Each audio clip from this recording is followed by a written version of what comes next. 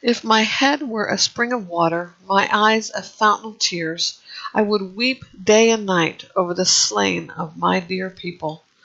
If only I had a traveler's lodging place in the wilderness, I would abandon my people and depart from them, for they are all adulterers, a solemn assembly of treacherous people.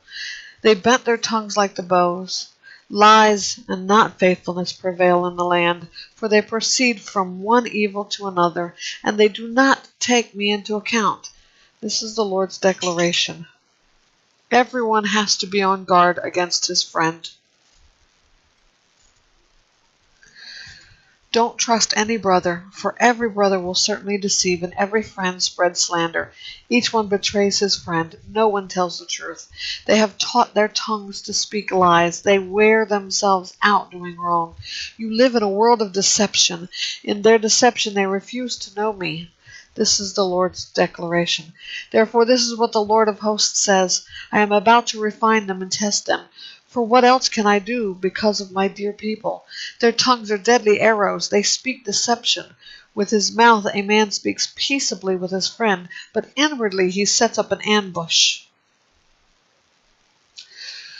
Should I not punish them for these things? This is the Lord's declaration. Should I not avenge myself on such a nation as this?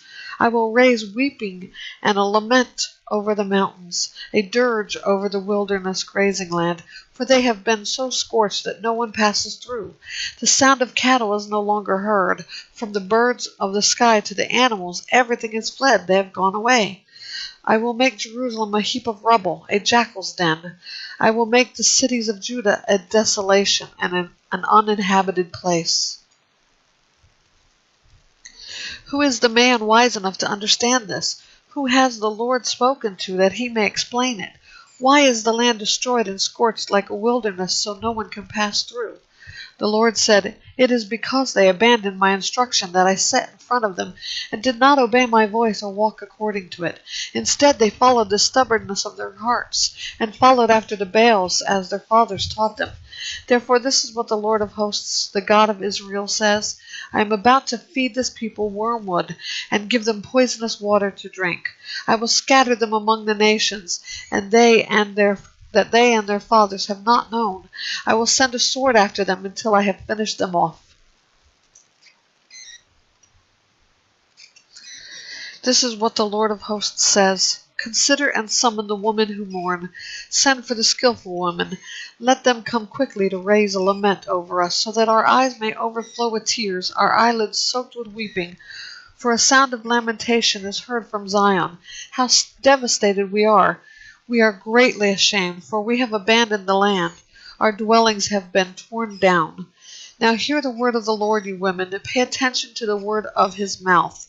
Teach your daughters a lament, and one another a dirge. For death has climbed through our windows. It has entered our fortresses, cutting off children from the streets, young men from the squares.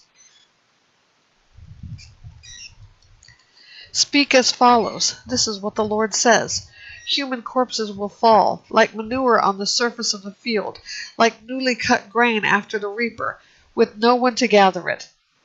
This is what the Lord says. The wise man must not boast in his wisdom. The strong man must not boast in his strength. The wealthy man must not boast in his wealth.